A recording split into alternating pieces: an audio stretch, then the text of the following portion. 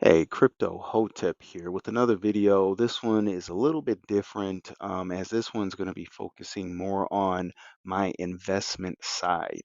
So, I haven't, given up crypto at all. I haven't gone full-blown investor. I am still trading crypto. I will still trade crypto to the end of time. No need to worries there.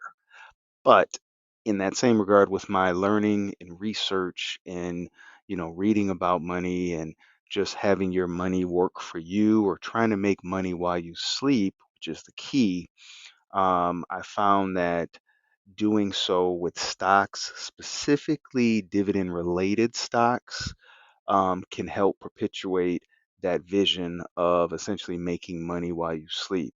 And if you're unfamiliar with it, a dividend is a particular payment that you're given from a stock or a business every quarter or every month or, two times out of the year just for holding their stock. So just for holding that, they will initiate a payment to you.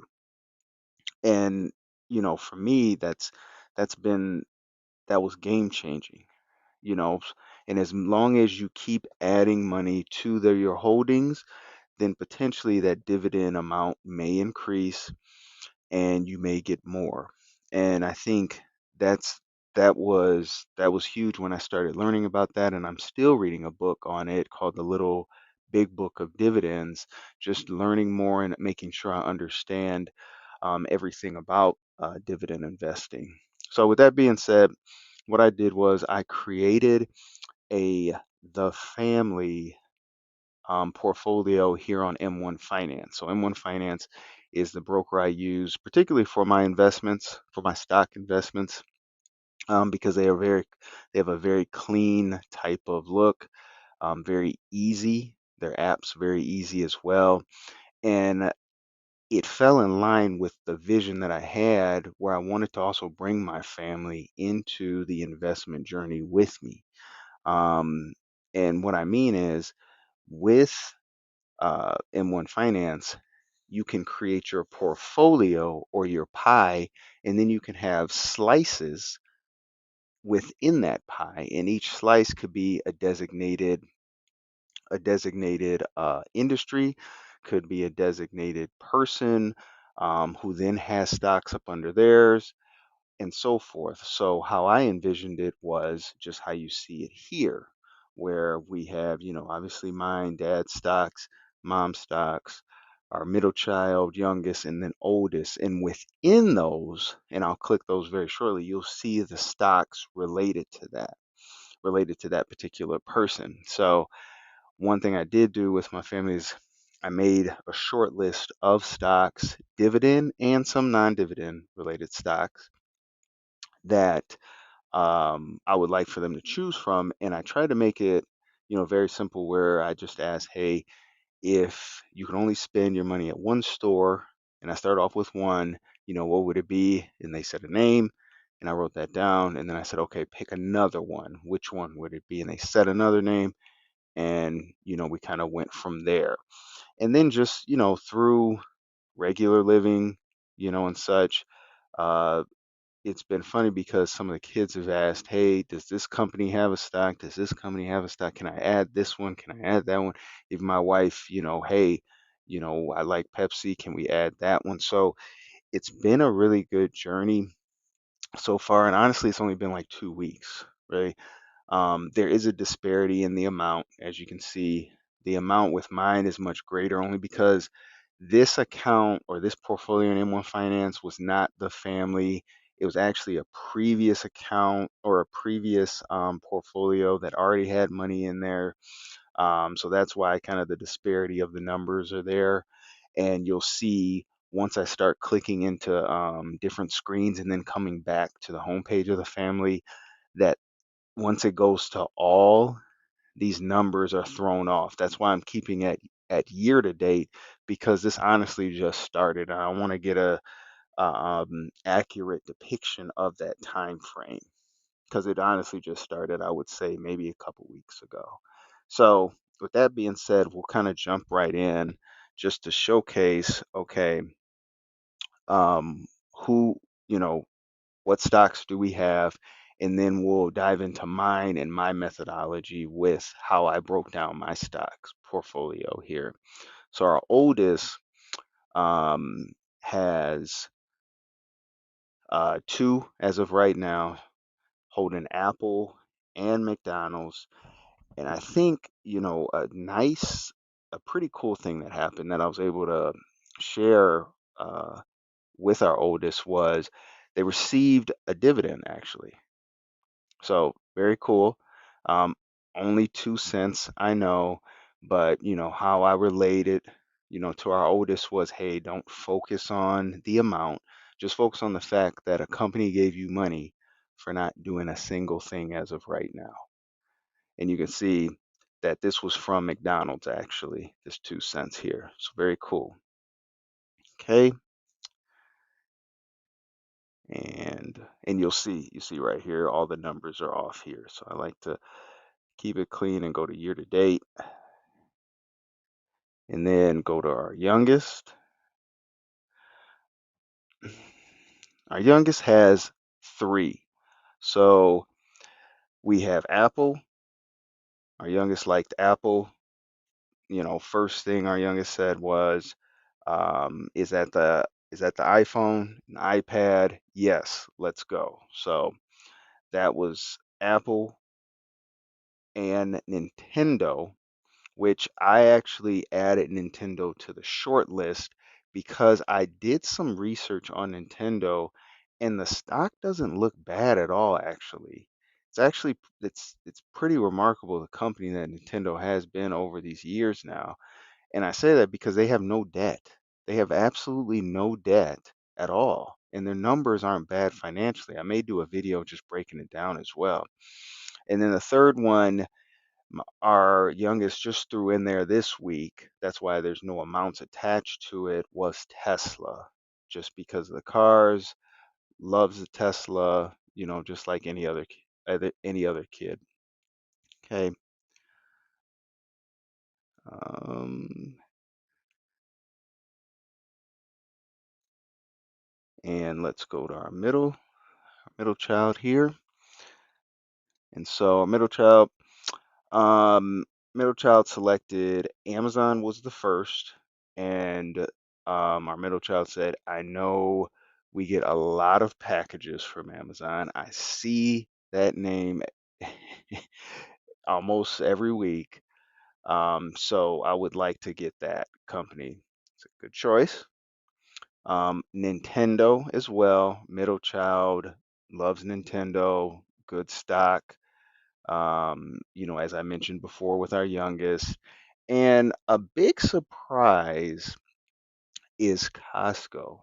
This was a third one that our middle actually picked out very randomly for Costco. A very good choice though. Love Costco and love the stock as well.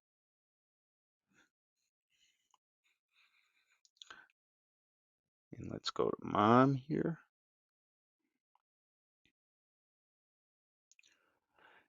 So mom's actually been doing really well actually. So um, year to date has a 14% weighted return, market gain, obviously keep in mind, um, the actual total value with the market gain.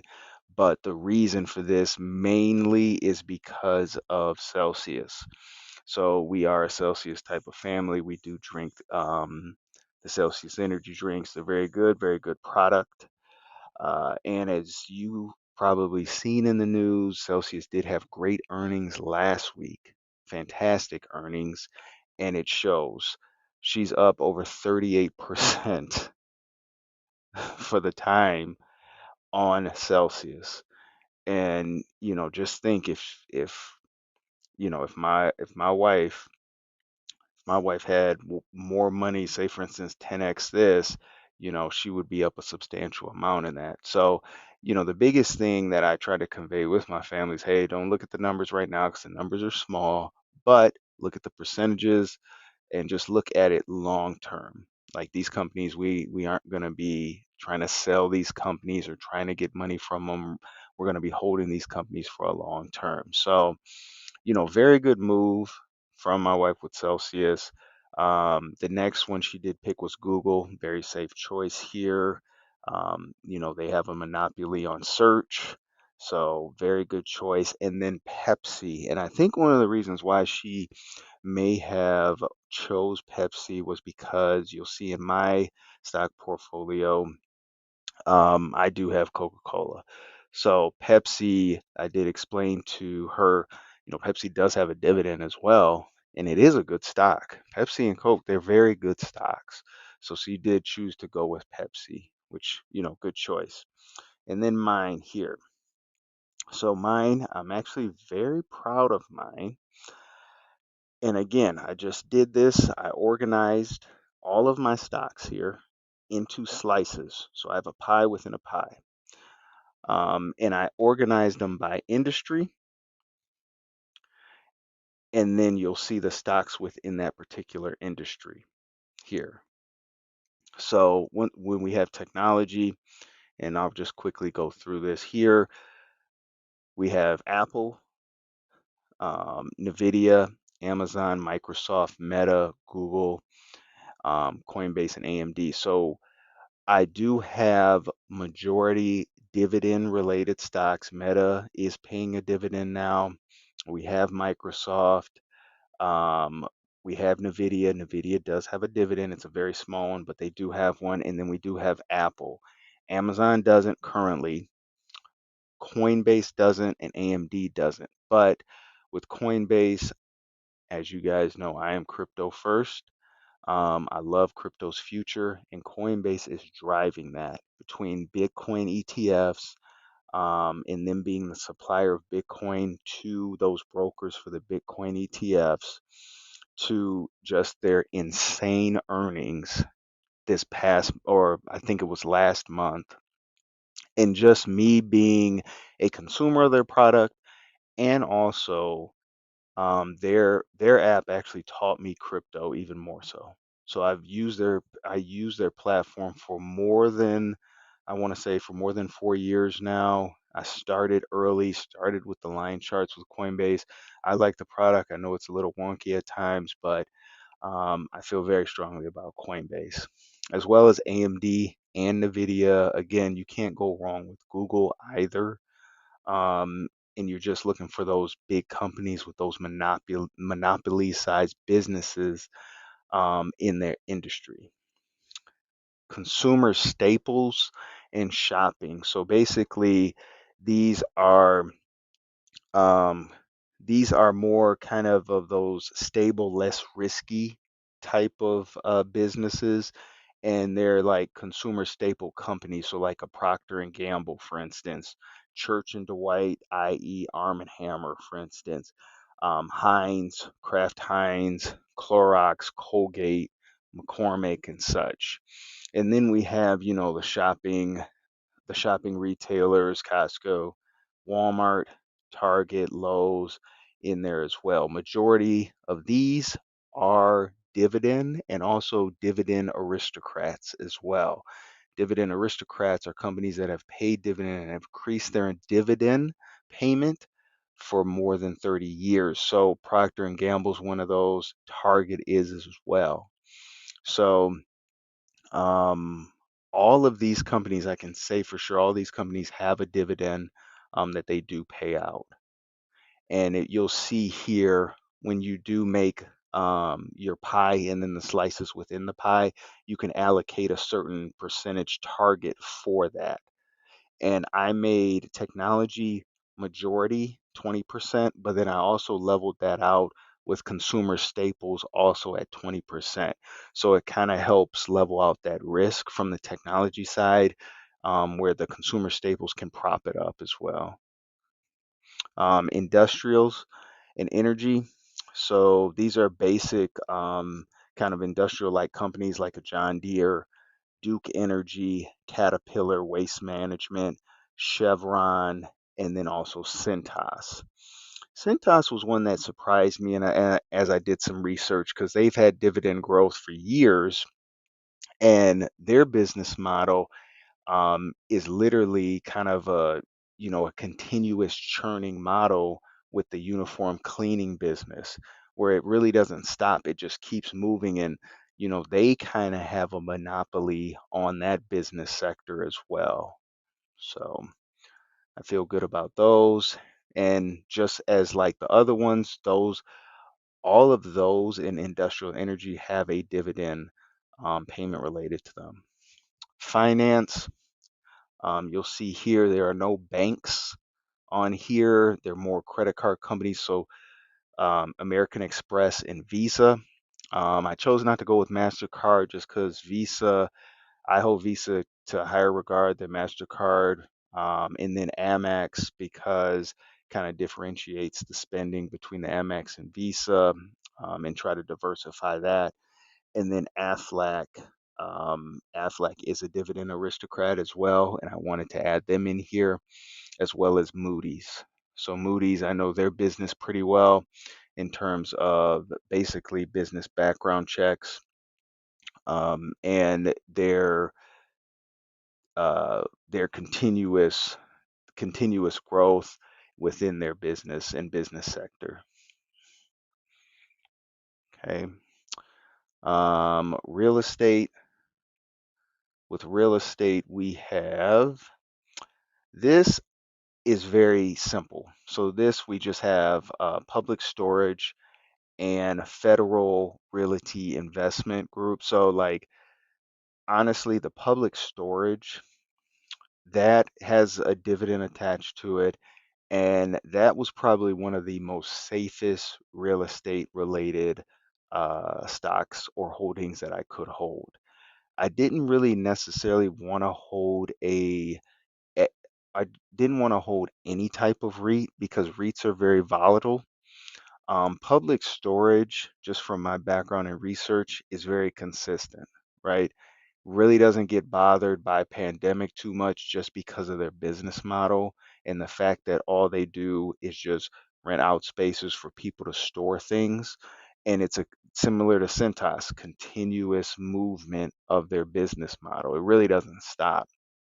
And then I did add a REIT. I wanted to add a REIT that was a dividend aristocrat and that continuously paid dividends and was consistent and also consistent in their industry. And this was touted as one of the kings for the REITs, FRT. Okay. And just going down the line here. Next one is pharmaceuticals. Again, this one's very easy, just like real estate, only two companies, Pfizer, J&J. J&J, dividend aristocrat through and through. I probably will never give up this stock. They pay a dividend consistently for over 30 years. And the reason why they're not like, say, consumer staples is because they spun off that business and they wanted to focus more on pharmaceuticals. And Pfizer's at a cheap price right now. They also pay a dividend. So I figured I'd throw that in there. I'll see how it reacts to my portfolio and if I want to keep it or not. And then lastly, restaurants and food. So with restaurants and food, I have the king, which is Coca-Cola. And as you can see, that has majority of the target at 25%. I did include Hershey, um, Domino's Pizza, which also has a grown dividend. Very surprising about Domino's Pizza. Their earnings, I received a notification that caused me to do a little bit more research about Domino's Pizza, and it's pretty good financials that they have. I wasn't expecting that out of Domino's. McDonald's, again, dividend aristocrat for McDonald's.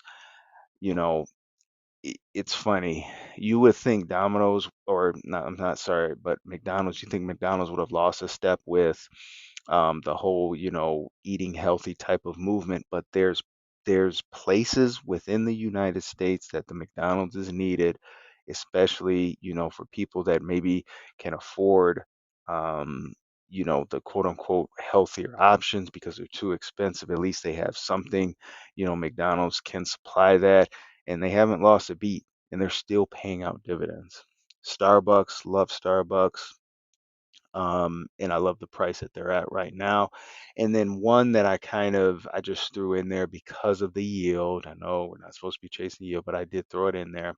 Was Texas Roadhouse. I'm just gonna see how this plays with my portfolio. I saw this on a couple of other YouTube portfolios. I did some research. It's similar to Domino's Pizza. It really surprised me on how well this company has done and the increase that it's had in its dividend as well. So, um, we'll see how Texas Roadhouse stands. But that being said, I will be giving updates every week. I would say around, say, Wednesday or Thursday, just on new balances in the family portfolio, and then any updates, maybe what caused the change in balances, maybe new dividends that were received, and also maybe some research that I've done on